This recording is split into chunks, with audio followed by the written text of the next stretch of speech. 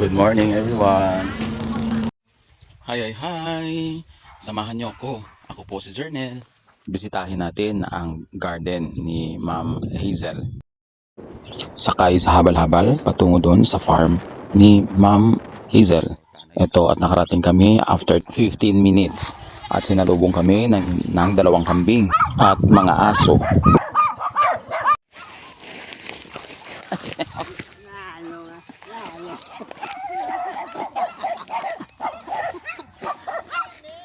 Good morning.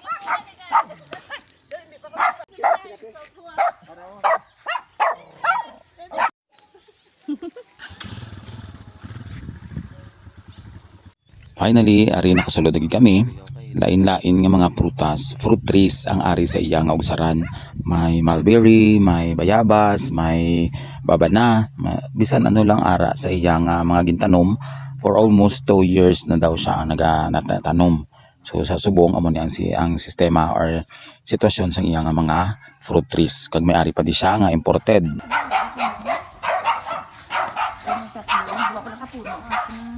Blackberry nga ang imported. Oo. Oo, ano ba isa? Amo na siya. Eh, doon naglaya-laya. Pero may bago naman siya. Blackberry nga. Wala. Blackberry naman yun.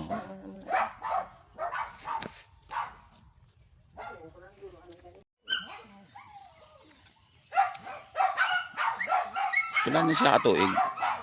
Mga muna more than 2 years man. Nga markot. Ay, grapes ya. Pila na katuig? 2 years na ni siya. Mga sobrang dua ka to. Yan yan ang saya. Suha na siya. May apple man di sa gali ho. Kapaliwa ka pumitrani.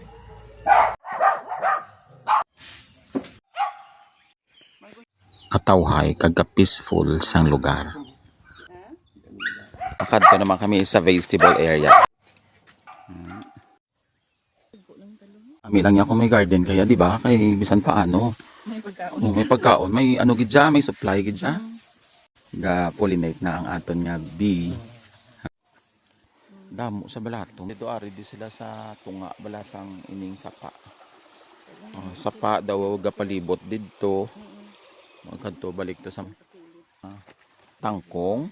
Source mo sa imong matakway. Ang kalubay dito na kuha naman. May namuda mo sa buhay.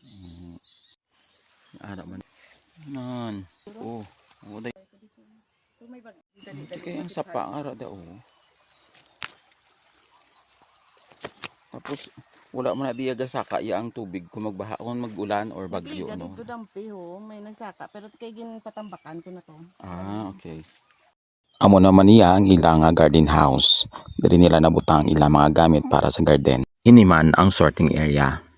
Nga sa tanan, ari kami diri subong sa farm ni Ma'am.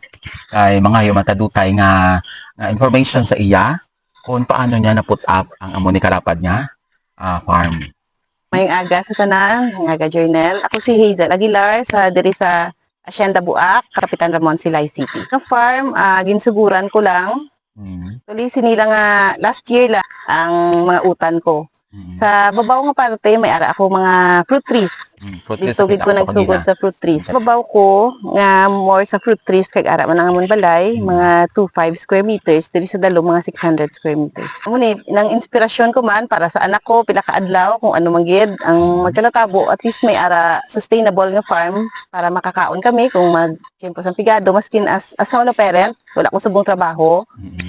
Ang ini nga farm makasustain na sa amon, amat-amat, especially kung makasugod naman ako sang isda nga ginaplano ko sa akon nga pan. Siya gini akon nga inspirasyon, siya ang akon nga daw ginapreparahan para sa tanan nga ini. Joshua is a PWD and kinanda niya gid Solo parents ka, no? Solo parent pa ko. May guidance gid kag amo ni nang preparasyon para sa iya. Another thing gali nang asthmatic na before ang anak ko and kinahanglan niya gid sa amo ni fresh air kag tinlo gid nga environment wala nga ng pating tubig tinlo. Kabalo ka naman sa syudad, halin kami sa Talisay before, ang tina sa tubig hindi gid maagwanta. So diriya ang ilimno namon libre na. Tinlo gid ka tama. So amo na siya. Ano pa gid ang imo nga ginakwaan sang kusog nga ma-maintain kag na-sustain mo gid ang amo ning farm?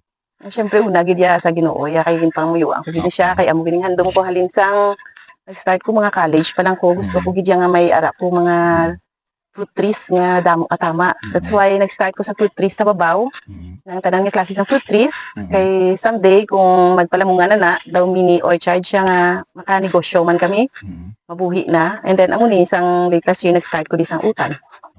Okay. So sa mga utan mo, since nga ang imo nga mga fruit trees ya gado sugod mo man lang no. May atok to gani nga rambutan nga 2 years pa lang nga markot nagapamunga na siya. Ang imo nga mga mangustin, ang simpidak, ang imo pa nga ano na ganing Durian. duga sugod pa man lang sila tanan. So ang imo nga vegetables, how about naman yan sang imo nga sa marketing? Mga bakal man di sa imo gakad today or gina-deliver mo? Nang sometimes may nagakadto di ka kumpra pero hindi siya constant nga sige-sige. And then may ara man naga-order ginabaligyan niya sa ila office. Basta kung ano gid kay damo gid budlay man nga magkaladunot na sila pala mga utan ginalibod na gid lang kinahanglan gilibod. So mabulubudlay lang kay wala pa kami sa lakyan, service.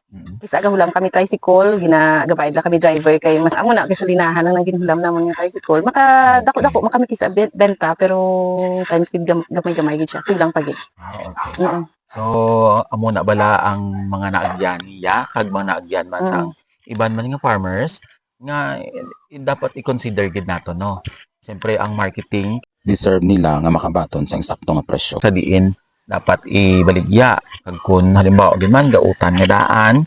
So ang mga utan ta ginayad kinahanglan gina nato nya nga mabinog bakal or may dalaan na nga daan nga market kay kun wala te syempre may ara gid time sambal mo gani nga madunot lang. So ang ginahimo to nabatian gani sa imo nga ang ido mo ginapakaon mo na lang sa ginalutuan ko sila. Vegetables. So, di ba? Good news nga ang mga ido ya diya puro vegetarian.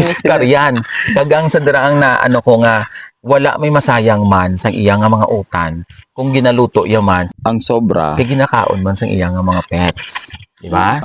Ano-ano gani ang imo nga mga tanom diri nga mga prutas kag vegetables?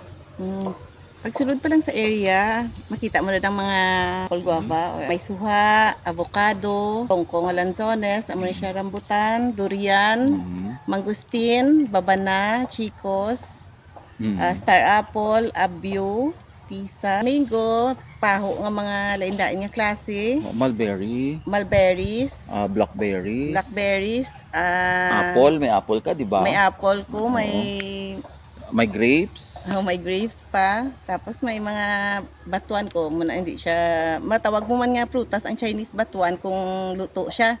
Kay tamis siya. So mga imo to nga vegetables gani, may ano ka nga talong, okra, patola, talubay.